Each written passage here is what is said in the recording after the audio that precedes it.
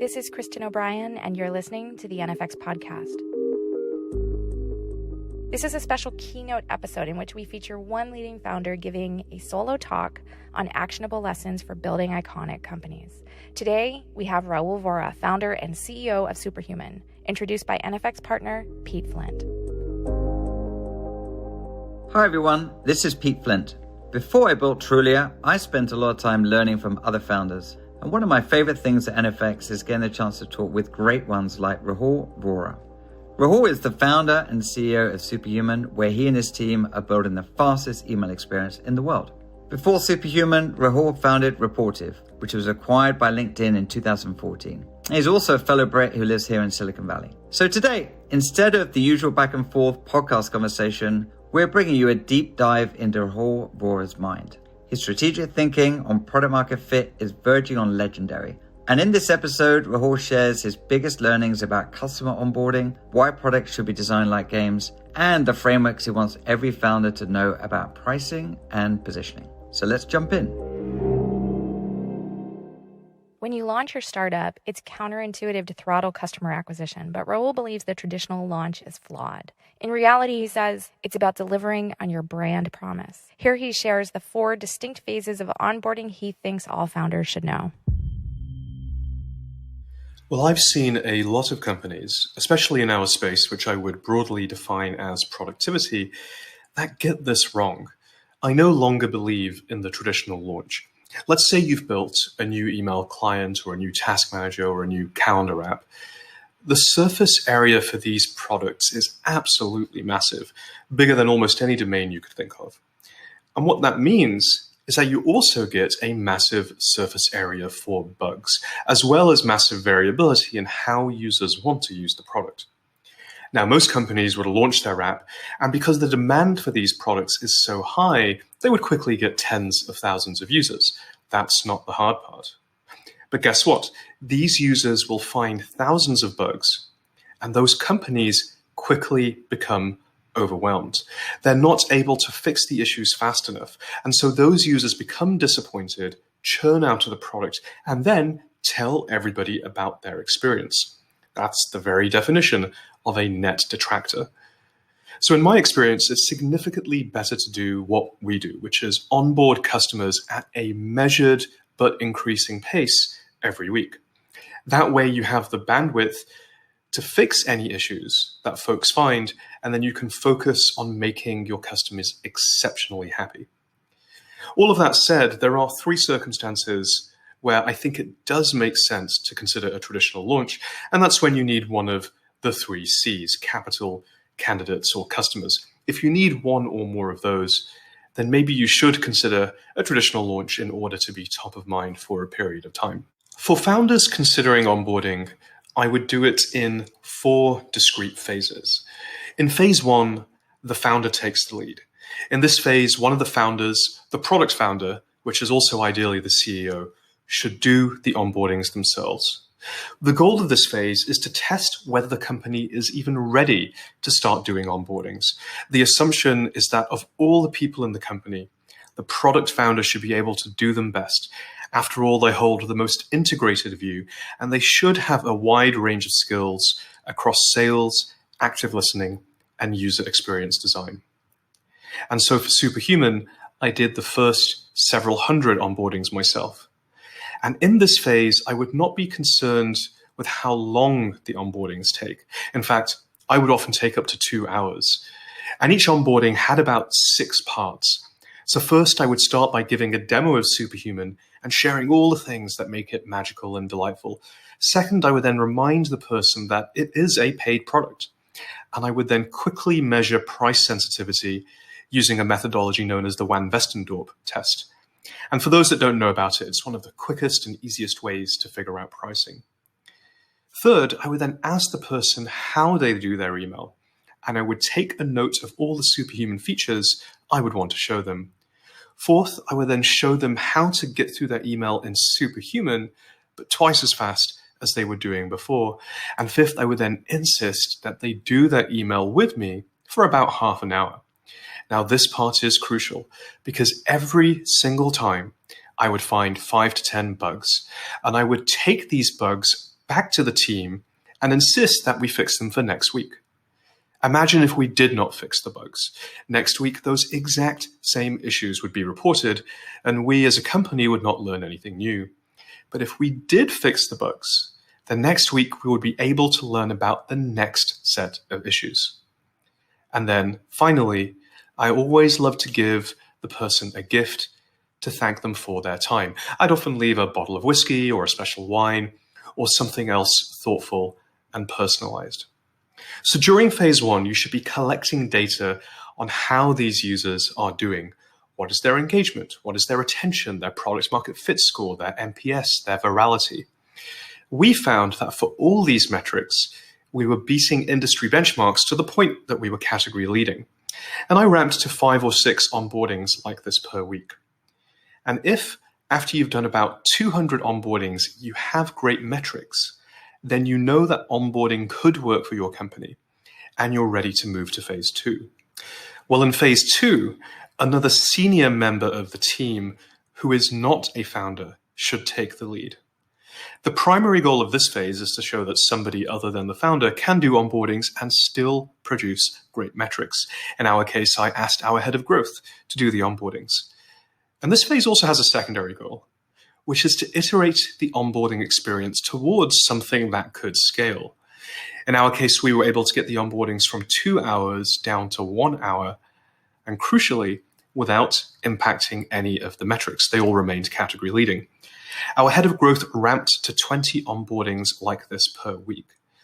If after you've done another 200 onboardings, you still have great metrics, then you know that onboarding works for your company, even when it is not you doing them.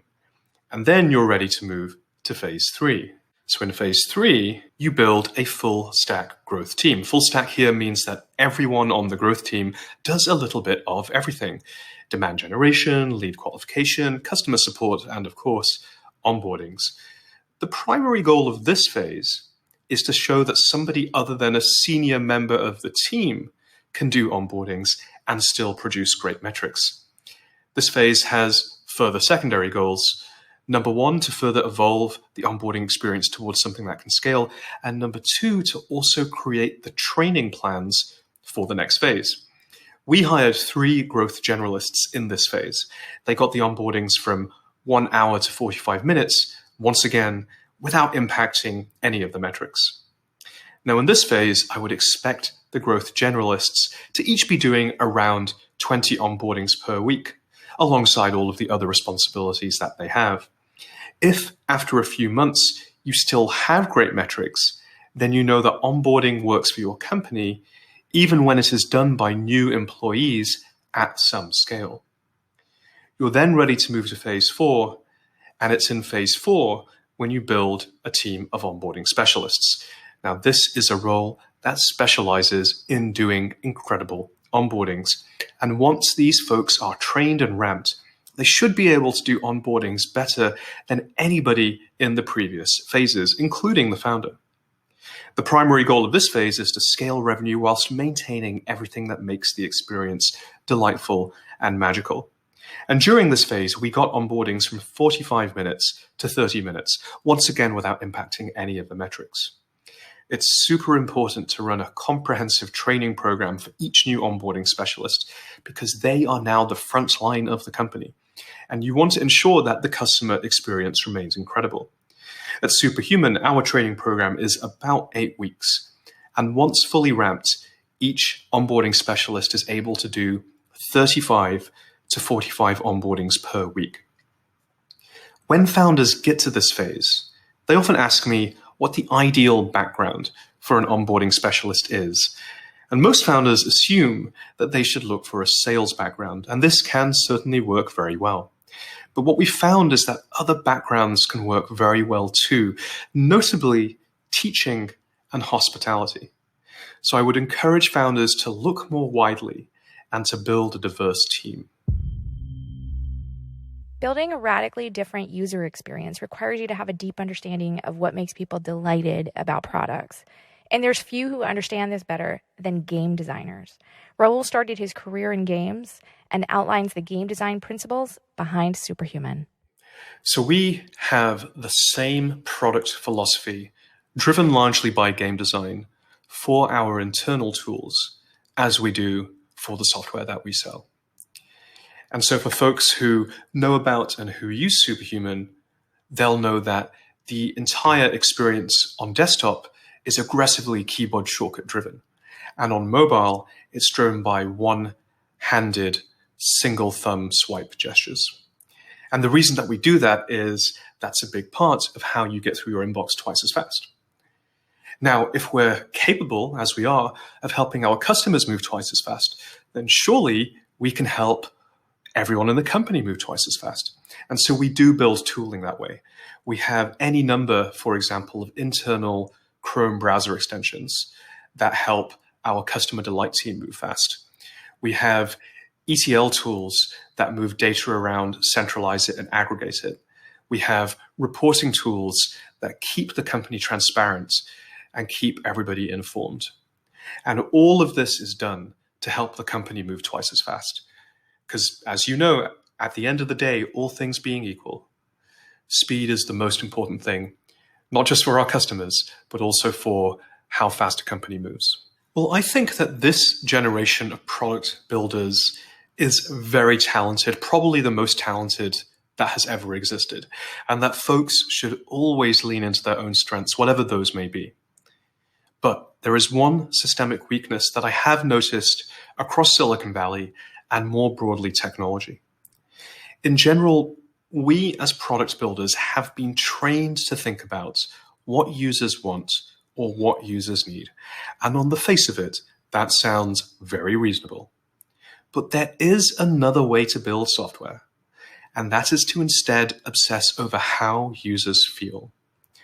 Today, our business software feels like work. We have to check our email, submit expense reports, enter data in our CRM. But what if we could make software feel less like work and more like play? With game design, we can. So at Superhuman, we build software like it is a game, and that has been core to why people fall in love with it. But most software companies don't do this. Most software companies worry about what users want or need. But nobody needs a game to exist. There are no requirements. When you make a game, you don't worry about what users want or need. You obsess over how they feel. And when your product is a game, people don't just use it, they play it. They find it fun. They tell their friends. They fall in love with it. Game design turns out to be an altogether different kind of product development, and one that I think is especially powerful during a recession. As a kid, I learned how to code just so I could make games, and before I was a founder, most folks don't know this, I actually worked professionally as a game designer. And as a founder, I've since then gone deep into the principles. And as it turns out, there is no unifying theory of game design. To create games, like you said, we have to draw upon the art and science of things like psychology, but also mathematics, storytelling, interaction design. And at Superhuman, we've identified 5 key factors to consider, and they are goals, emotions, toys, control, and flow. And across these, we've further identified many principles of game design. One example principle would be make fun toys and then combine them into games. And to flesh that out a little bit, a question I like to ask is this: are toys the same as games? They do seem different. You see, we play with toys, but we play games. A ball is a toy, but football is a game. And as it turns out, the best games are built with toys. Why? Because then they are fun on multiple levels, the level of the toy and also of the game itself. And to make this real, in Superhuman, a favorite toy is the time autocompleter, which you use to snooze emails. You type whatever you want. It can be gibberish, and it does its best to understand you. For example, 2D becomes 2 days, 3H becomes 3 hours, 1MO becomes 1 month. And the time autocompleter is fun because it indulges playful exploration. What can it do? When does it break? How does it work? And it's not long in onboardings before people start asking themselves questions like, I wonder what happens if I keep typing 10. Well, it turns out that's October the 10th at 10:10 p.m. Or how about a sequence of twos? Well, that's February the 2nd, 2022 at 2 p.m. And then I see people start trying more complex inputs like in a fortnight and a day. And it's not long before our users find pleasant surprises. For example, time zone math happens without you ever thinking about it. You can type in 8 a.m. in Tokyo, and that turns out to be 8 p.m. Eastern Time. And then most people are delighted to find out that if you really want, you can snooze emails until never, i.e. you can literally type in the word never, and then the email will never come back. And so I'd say to our listeners, consider all the features of your own product. Do they indulge playful exploration? Are they fun, even without a goal? And do they create moments of pleasant surprise? If so, congratulations, because you have a toy and you're on the way to building a great game. One of the unusual things about Superhuman is that in the crowded and utilitarian field of email, it positions itself as a premium product. Here, Rahul shares his methodology for positioning, which he says is a gateway for pricing. Well, we started with an article by Ariel Jackson, and very coincidentally, Ariel was the first product marketing manager on Gmail at Google, so the perfect person for us to be working with. And she wrote this article that's on First Round Review called Positioning Your Startup is Vital, Here's How to Nail It. And she advises using a formula like the following, and it's a bit of a Mad Libs game. For your target customer who has a need or opportunity, your product is in a category and it has a key benefit which, unlike competitors, gives a certain primary differentiation. And she gives the example in her article of Harley Davidson. She says, the only motorcycle manufacturer that makes big, loud motorcycles for macho guys and macho wannabes, mostly in the United States, who want to join a gang of cowboys in an era of decreasing personal freedom. Now, we thought about this hard for Superhuman. We met up with Ariel and we did further reading. In particular, the book Positioning: The Battle for Your Mind was very helpful. And we started to ask ourselves questions. Are we the Ford of email? No, not really. Are we the Mercedes of email? Or the BMW? Maybe, but not quite. Are we the Tesla of email? Now, we're getting there, but it's not quite right. And in 2015, we came up with the following positioning. For founders, CEOs, and managers of high-growth technology companies who feel like their work is mostly email, Superhuman is the fastest email experience ever made. It's what Gmail could be if it were made today instead of 12 years ago. And unlike Gmail, Superhuman is meticulously crafted so that everything happens in 100 milliseconds or less. And you'll notice that positioning is extremely tight, and it's best to start off that way and then expand it over time. And once you read that, it becomes clear that Superhuman is a premium tool for a premium market. Pricing is one of the most important and least understood aspects in the startup world. Here, Rahul shares his methodology for pricing influenced by our friend Madhavan Ramanujam's book, Monetizing Innovation. Before you figure out pricing, you must first figure out your positioning. And as we just concluded, Superhuman is a premium tool for a premium market. And what follows is a relatively easy way to get a pretty accurate answer of what would make for a decent price. Now, in the book, he covers lots of ways to develop pricing. We used one of the easiest methods, which is the Van Westendorp price sensitivity meter. So in late 2015, we asked north of 100 of our earliest users the following questions. Number one, at what price would you consider Superhuman to be so expensive that you would not consider buying it? Number two, at what price would you consider Superhuman to be priced so low that you would feel the quality could not be very good? Number three, at what price would you consider Superhuman to be starting to get expensive so that it is not out of the question but you would have to give some thought to buying it. And number 4, at what price would you consider Superhuman to be a bargain, a great buy for the money? Now, if you have a premium position, the question that supports that is the third question, which is, when does it feel expensive, but you'd still buy it anyway? One can imagine that Tesla did that with the Model S. And for us, the median answer to that third question actually turned out to be $29 per month. And then a few conversations with some pricing experts later, and we rounded up to $30 per month. Because when you end a price in the number 9, that doesn't signal quality, that actually signals value. And we're all about signaling quality. So that's how we picked our price. But for most Silicon Valley companies, they're not actually positioning like a premium tool or a premium piece of software. They're mostly positioning as value for money. And that's because most Silicon Valley companies are trying to expand their user base as rapidly as possible, leaving pricing optimization till later. And so most Silicon Valley companies would optimize around the median answer to the fourth question, which is, at what price would you consider this product to be a bargain or a great buy for the money? So that's how I would advise folks figure out a first answer to their price. But once you've done that, it is important to do a quick gut check on market sizing. For example, with that price, can you grow into $1 billion valuation? Now, let's assume at that point, valuation is 10 times your run rate, so your run rate would have to be $100 million. For Superhuman, that would be 300,000 subscribers at $30 per month.